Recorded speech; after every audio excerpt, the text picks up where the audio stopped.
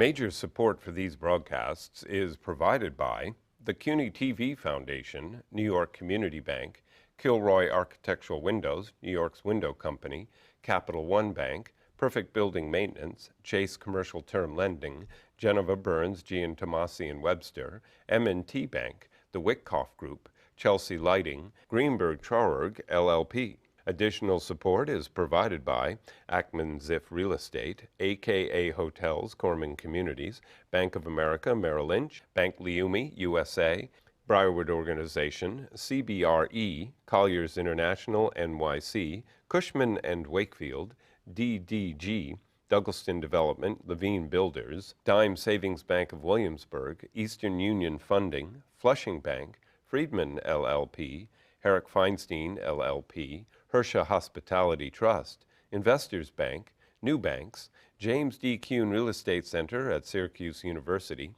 James Orphanides, Centurion Holdings, John Katsimatidis, Red Apple Group, Margolin Weiner and Evans, Madison Realty Capital, Meridian Capital Group, Newmark Grubb Knight Frank, Popular Community Bank, SJP Properties, Sterling and Sterling, Stonehenge Partners, Urban American, and these friends.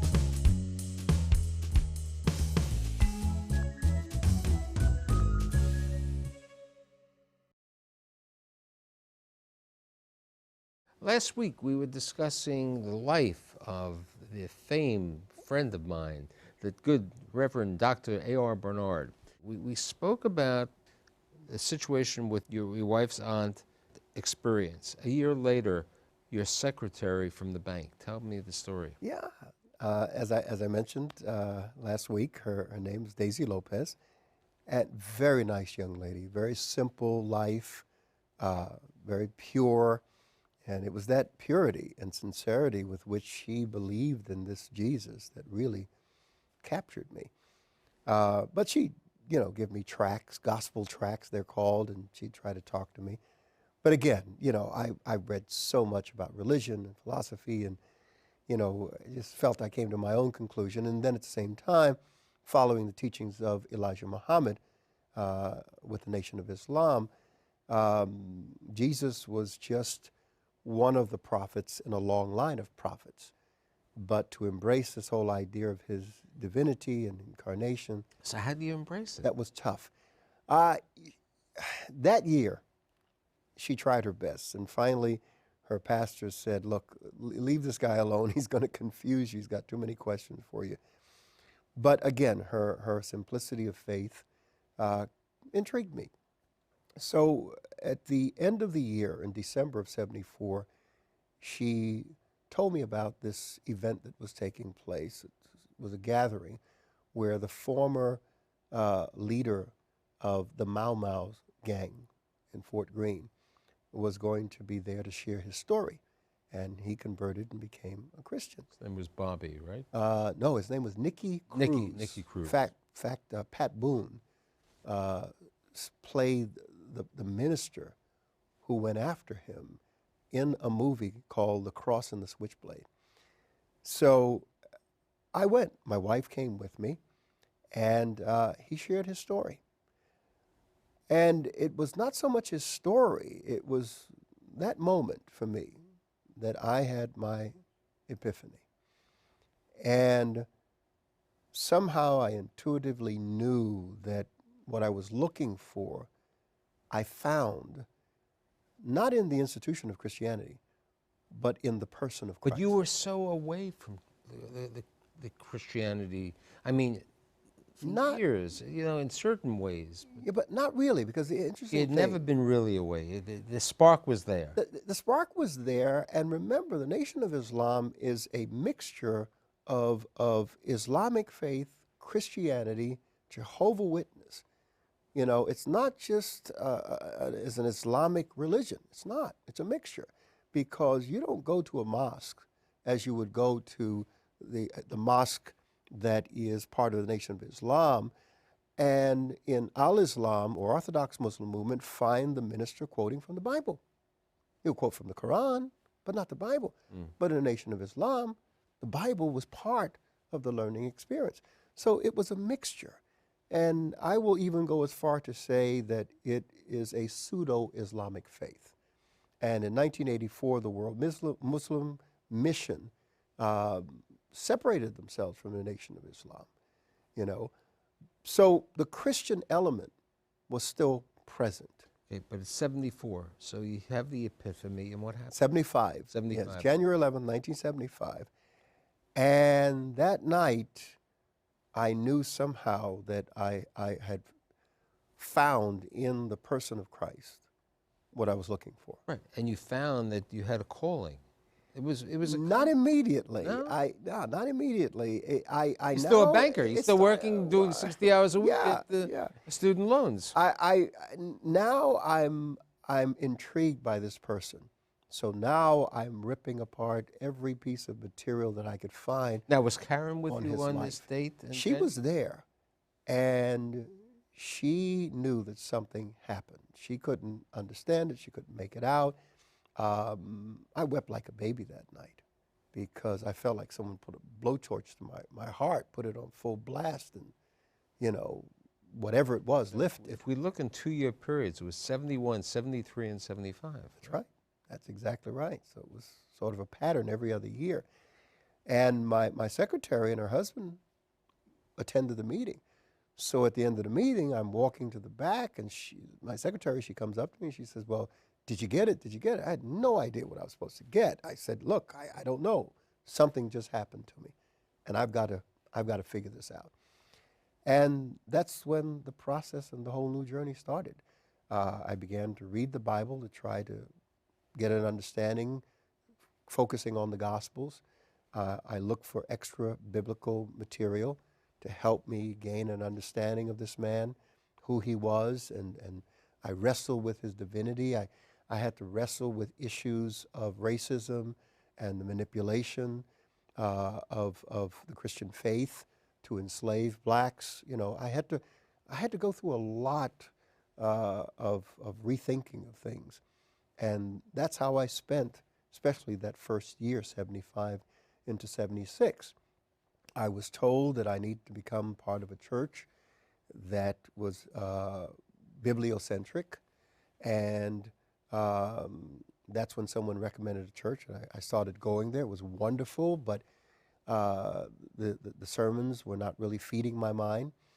So then I found a friend of mine who worked at a branch of the bank, and she invited me to a meeting at a black Pentecostal denomination called the Church of God in Christ. So I went. It was very vibrant, very enthusiastic, whole new experience. A little witchcraft over there? No, not yet. Not yet. It's another story. But and what impressed me, their command of Scripture. They were quoting Bible verses and applying them, and that I wanted to hear and know more of. So I decided to become a part of that particular denomination, but I never stopped searching and looking. They had a lot of traditions, but I was a novice. I was not in a position to make judgment about those traditions. So for me, it was about growing and learning and experiencing the faith. Well, the change was so dramatic because I will say that I was also engaged in selling. Right. In order to subsidize your living expense, you were engaged in the sale of certain non-prescription drugs? Non-prescription is a good way to put it. Let's put it this way, the best Acapulco gold you could find. Yes, that's right. You said it was very fine Acapulco gold. So that night, I came home, and I had an ounce. I flushed it. I dumped everything. My wife looked at me like I was crazy. She said, okay, something's happened to this guy. Right. What happened to my entrepreneur who's selling the Acapulco gold? Right. So she watched me for about 3 months, and by March of the same year, she wanted to know what happened. So she started going. She wouldn't come to the church that I was going to, so she started visiting churches and friends that she knew and that her aunt knew. And finally, she came to a meeting at the church that I was attending. And that night, same thing happened to her. And it was just an incredible moment. And we were now, sort of rejoined together, part of the same track. And so that began a process of growth within this denominational context and this particular church that I was a member of. And within 1 year, I was teaching Sunday school. I was ordained as a minister, had to go through their testing program, and and I consumed all the information and just had to give it back. And then by 1977, and this is not a recommended track for anyone to go into the ministry, this is just how it happened with me. By 1977, I was an associate pastor at a church in Bridgeport, and still studying, still Now, searching. where are you living at this time? We had actually moved from where we lived in Queens to an apartment in Greenpoint, Williamsburg, and that's where we settled. And you're still working still full-time? still working full time at the Student bank. loan program? Yeah. The program is expanding, and I became a unit head at the time, and so this was such a radical shift for me. And by 1977, I knew that my life was not about banking. It was not about this industry of finance. That's when I began to sense that there was a call. And I could not pursue that call, fulfill that call in the traditional context, because by now I had a handle on Scripture and can compare it and judge the traditional So how'd Karen take context I was in. the decision that you were going to give up the job? I mean, you had children at this time to support the family, and you were going to start a church. Well, I would think that's one of the moments of wisdom that I experience in how you go about something like this, because I told her, I said, look, there's this church that has been birthed. There's my family, there's my job. And time is not going to allow me to do all of these and function effectively. I said, I'm going to have to make a decision, but I'm not going to make that decision until you're comfortable. So I waited. She said, you know what? I'll back you. You need to do this. And I knew that with that point of agreement, we were going to be okay, because we're about to go through some tough times. So is it 79 yet that you incorporate? May 15th, 1979, we started a little storefront gathering in 1978. Right, with what, 65? No, not even. Oh. We started with a handful of people, a study of maybe 10 people at the study, and then only 4 consistently coming. But it grew, continued to grow. So by 79, we had about 50 to 65 people, somewhere around there. And we rented a loft in Greenpoint, Brooklyn.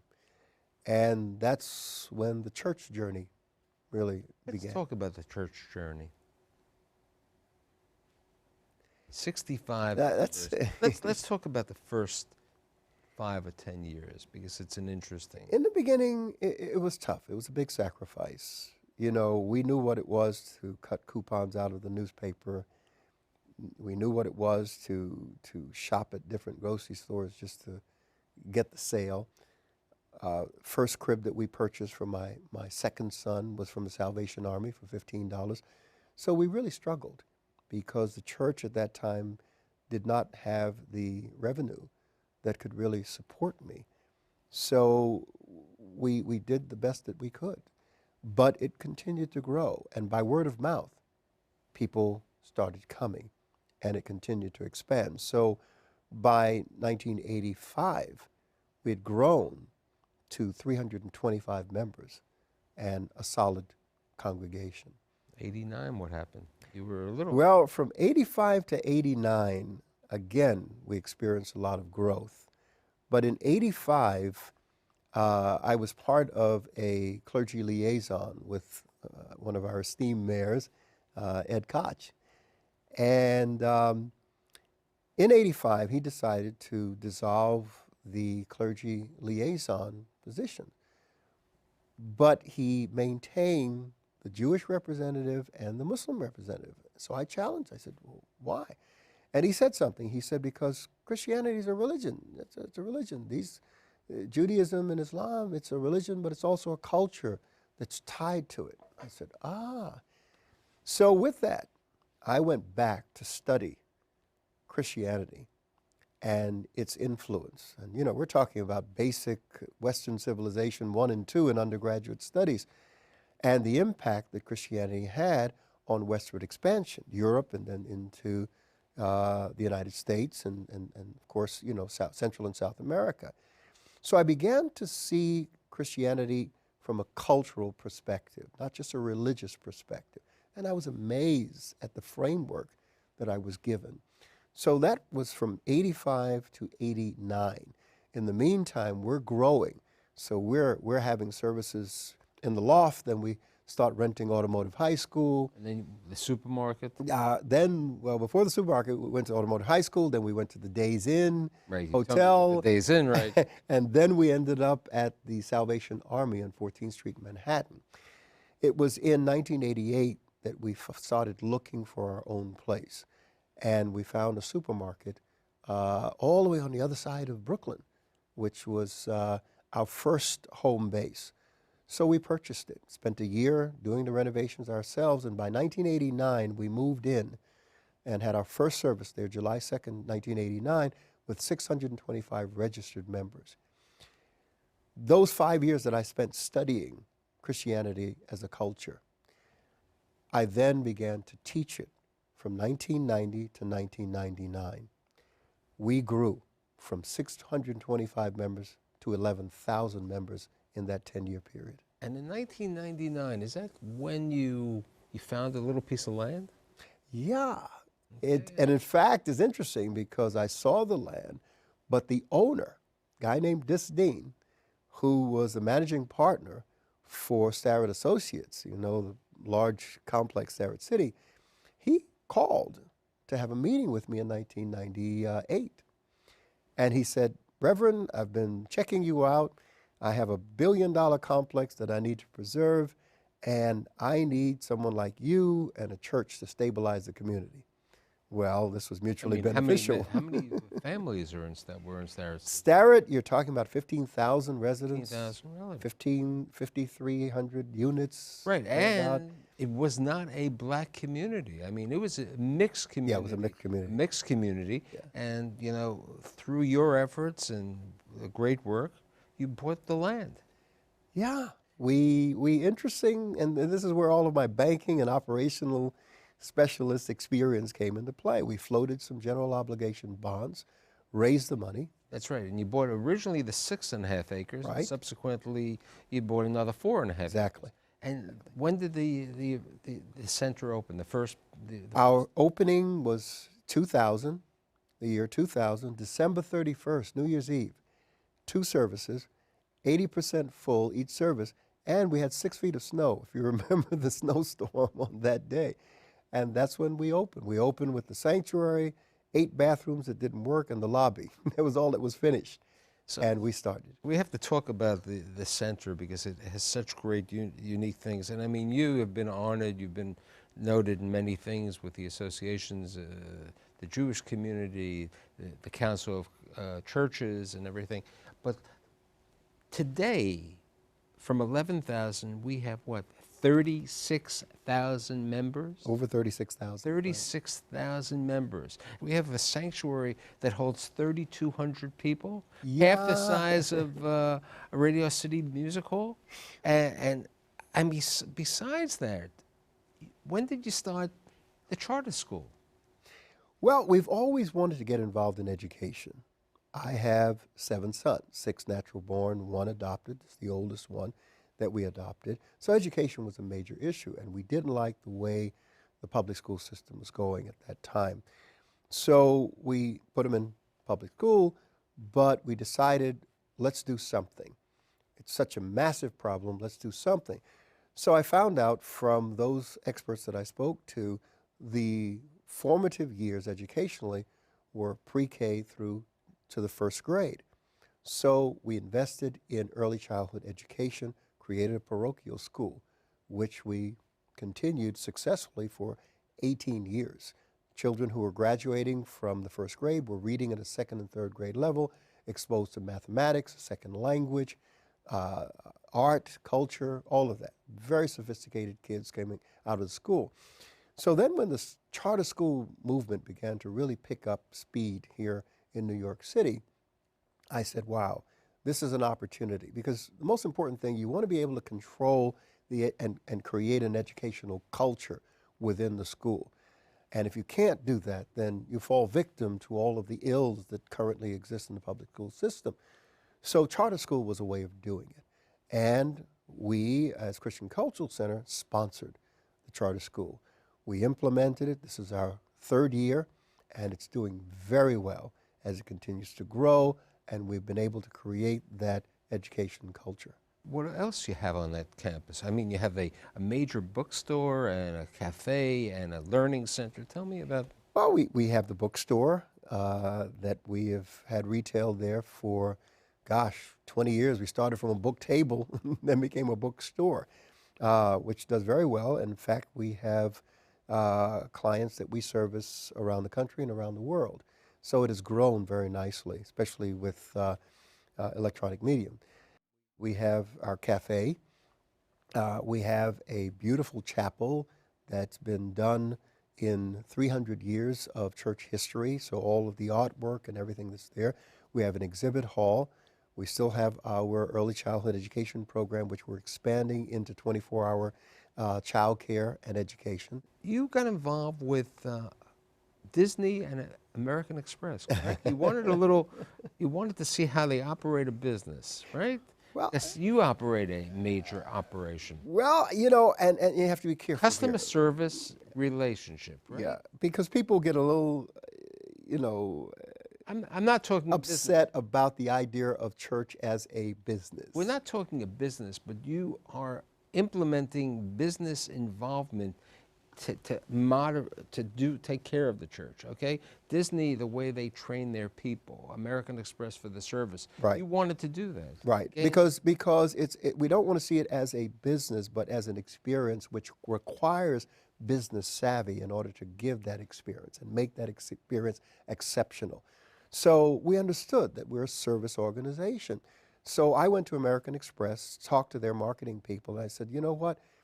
You guys have the best customer service right now. And this was in the late 90s. I said, you know, I'd like to have your program. They said, well, who are you? Where do you come from? And I explained, I'm a pastor of a church. And they were intrigued by the idea of a church asking for customer service training. So they were willing. They gave it to us. We converted it and built scriptural references into it. And we began using it as a tool. Well, we used it for a period of time, outgrew it, and I started looking for something new. So a friend of mine, John McClellan, he wrote a book called The Seven Keys, the Keys to the Magic Kingdom. It was about Disney's customer service experience. So I began looking into Disney, found out that they have a customer service training institute in Orlando. So I said, you know what, it would be great. So I took 1,000 staff members down there to experience it and learn their system. Now, speaking about that, it was what, 2006 when you wrote your book? I'm working on a book that really captures my philosophy and biblical and theological framework, but I had an opportunity to write a table talk book, and the issue was about happiness, what real happiness is all about. I wrote the book called Happiness Is. And it's done very well. Isn't there another one you're going to come out with? Yeah, the issue of people finding their purpose. A friend of mine, Rick Warren, wrote the book, Purpose-Driven Life. And he made the case for the fact that we all have a purpose, but how do you discover it? And even with that book, I still had a lot of people wondering, I still don't know what my purpose is. So I began to examine purpose and key figures in history who we would say found their purpose. something that Aristotle said that really was the key for me. He said, where your gift, talents, and abilities, the intersection where your gift, talents, and abilities meet human need, therein lies your purpose. So I realized God is the one who determines what your purpose is. We have the responsibility of discovering it. And it's a discovery that we make quite often in the midst of everyday life. Rosa Parks never intended to become the icon that she became. It was a situation where she was tired and just refused to give up her seat. When we talk about purpose, let's talk about the seven siblings that you.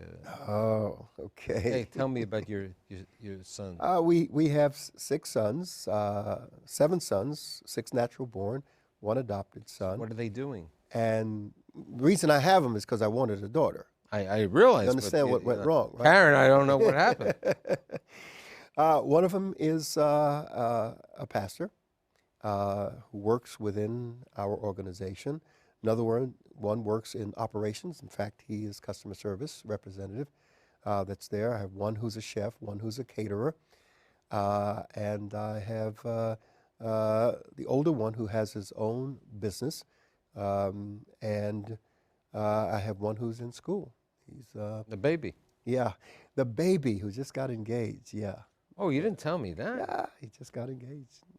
This has been an unbelievable life. I've done over 160 interviews, and I've really had a lot of fun because you've made such an impression. You're involved with all the community.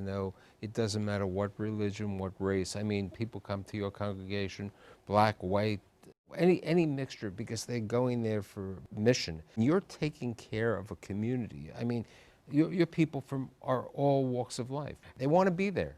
And you even still preach every Sunday 3 times, right? When I'm in town, When that's you're true. in town. And, the Council of Churches, Yeah, that was interesting. I had the opportunity to become the president of the Council of Churches and make a difference at that level. And, essentially representing 1.6 million Protestants, Anglicans, and Orthodox Christians in the city of New York.